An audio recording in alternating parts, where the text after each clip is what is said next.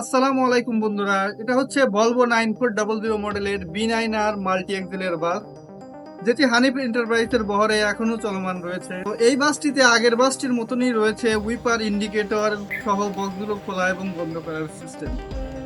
আর এই বাসটিও আমার সম্পূর্ণটাই আমার নিজের হাতেই বানানো। তো চলুন আপনাদেরকে দেখিয়ে দেই কিভাবে আমি এই বাসটি বানালাম। এটা হচ্ছে মাল্টি এক্সেলের চেসিস। চেসিস আর হুইলটি আমি কিভাবে বানিয়েছি আমার আগের ভিডিওগুলো লক্ষ্য করলে অবশ্য বুঝতে পারবেন, তাই এই বিষয়টি আমি এই ভিডিওতে স্কিপ করছি। শুধু এই চেসিসটিতে রয়েছে সিঙ্গেল এক্সেলের পরিবর্তে ডাবল এক্সেল, এবং আগের বাসটির মতো অতিরিক্ত দোলাদুলির সমস্যা সলভ করার জন্য এখানে হার্ড সাসপেনশন লাগাইছি। এখন এটার জন্য একটি শক্তিশালী গিয়ার বক্স প্রস্তুত করতে হবে। এজন্য 3660 ব্রাশলেস মোটরের সাথে একাধিক মেটাল গিয়ার দিয়ে আমি এই গিয়ার বক্সটি প্রস্তুত করতেছি। এই মেটাল গিয়ারগুলো মোটরের স্পিড একটু কমাবে, কিন্তু মোটরের টর্ক বা শক্তি অনেক বাড়াবে। এখন এই চেসিসটিকে ফুলফিল করতে হবে, তাই পিভিসি এর 5 ইঞ্চি পাইপগুলো আমি হিট দিয়ে সোজা করে নিচ্ছি। এখন এই পিভিসি বোর্ডটিকে চেসিসের মাপে কাটতে হবে, তাই আমি আমার সুরক্ষা গ্লাসটি পরে নিয়ে গ্রেন্ডিং মেশিন দিয়ে কাটা শুরু করে দিলাম। এখন এগুলোকে সুপার গ্লু দিয়ে চেসিসের সঙ্গে লাগাবো। আসলে এই অংশটিকে এভাবে খাঁজ না কেটেও লাগানো যায়, কিন্তু আসলে এটি খাঁজ কাটার মূল অর্থই হচ্ছে এটিকে ফাঁপা এবং হালকা করতে হবে। এটিকে মাঝখানে, সামনে এবং পেছনে 3 জায়গায় বক্সগুলোকে মজবুত করার জন্য সাপোর্টিং লাগিয়ে দিয়েছি। বিনটি প্রস্তুত হয়ে গেছে এবং এই সামনের অংশটি আমি যেভাবে বানিয়েছি একইভাবে পিছনের অংশটুকুও বানিয়ে দিয়েছি। একটু শক্তিশালী করার জন্য আরও কিছু পিভিসি দিয়ে এটিকে মজবুত করা সহ আমার সুবিধা মতো আরও কিছু স্ক্রু লাগানোর জায়গা বানিয়ে দিয়েছি। এখন এটার স্ক্রুগুলো লাগিয়ে দিচ্ছি। তারপর এখানে ফার্স্ট লেয়ারের রং হিসেবে এটিকে সাদা রং করি। তো বাসটির মেকিং ভিডিও আরো বিস্তারিত দেখতে চাইলে পার্ট 1 এর এই ভিডিওটি দেখে আসতে পারেন। এখন এই বাসটির মেইন রংটি দেব, তাই প্রত্যেকটি পার্টসকে আলাদাভাবে খুলে নিচ্ছি এবং এখানে এই হুইলগুলোকে পলিথিন দিয়ে কভার করে দিছি। তারপর লোকাল একটি রঙের দোকান থেকে এই কালো কালারের রংটি আমি নিয়ে আসি। যেহেতু আমার এই বাসটিকে টাইগার পেইন্ট রংটি দিব, তাই প্রথমত আমি এই কালো কালারটি ভালোভাবে মিক্সিং করে আমার মেশিনে লোড করে দিলাম। এখন এটাকে ভালোভাবে রং করার পালা, তাই একটির পর একটি পার্টসকে আমি ধীরে ধীরে রং দিতে শুরু করলাম এবং প্রত্যেকটি পার্টসকে সুন্দরভাবে রং দেওয়ার পর প্রায় 24 ঘন্টার জন্য এটাকে ভালোভাবে শুকাতে দিলাম। 24 ঘন্টা রংটি ভালোভাবে শুকানোর পর গাড়িটির উপরে সেই টাইগার পেইন্ট কালারটি দিতে হবে, তাই গাড়িটিকে আবার অ্যাসেম্বল করে নিলাম এবং গাড়িটি নিয়ে চলে আসলাম লোকাল একটি আর্টের দোকান।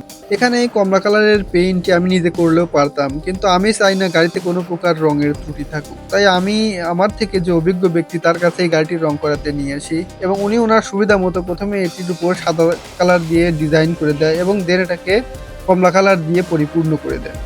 এবং পেইন্টটি আমার কাছে মোটামুটি ভালোই লাগছে, যদিও কিছু সামান্য কিছু ত্রুটি ছিল, কিন্তু ওটা তেমনটা ধরার কোনো বিষয় না। তো মোটামুটি রংটি ক্লিয়ার করার পর বাসটিকে দ্রুত বাড়িতে নিয়ে আসি, কারণ এখনো অনেকগুলো কাজ করা বাকি।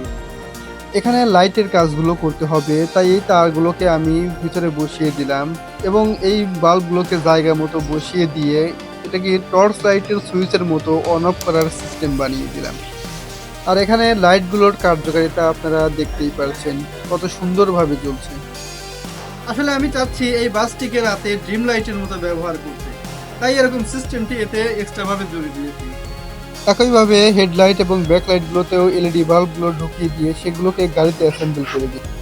এরপর মোটরকে পাওয়ার দেওয়ার জন্য এই 60 অ্যাম্পিয়ারের ব্রাশলেস ইসিটি বোথ সাইডের টেপের মাধ্যমে গাড়িতে অ্যাসেম্বল করে দিলাম। এখন এটা ট্রান্সমিটার হিসেবে ডাম্বো আরসি X6 ট্রান্সমিটারটি ইউজ করছি।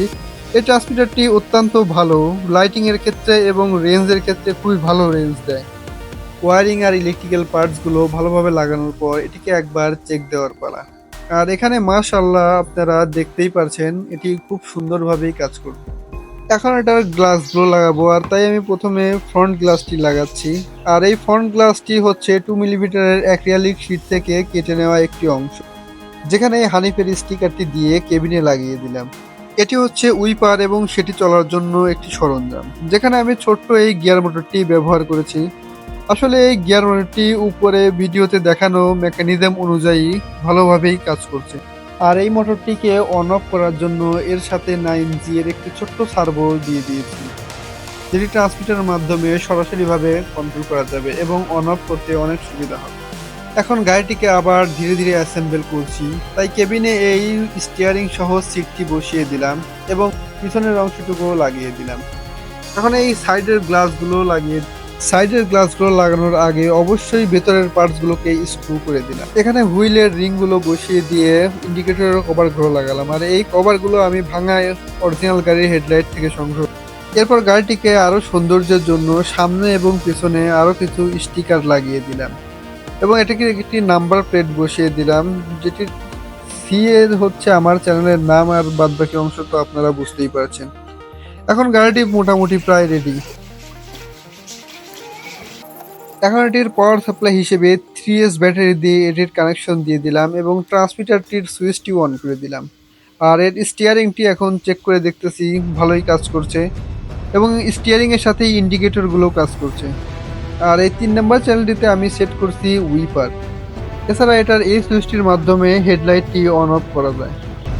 তারপর প্রথমত এটাকে ইনডোরই টেস্ট করি, কারণ এতে অনেক ত্রুটি থাকার সম্ভাবনা আছে, যা ইনডোর টেস্ট করার মাধ্যমে ফাইনাল টেস্টের জন্য প্রস্তুত হবে।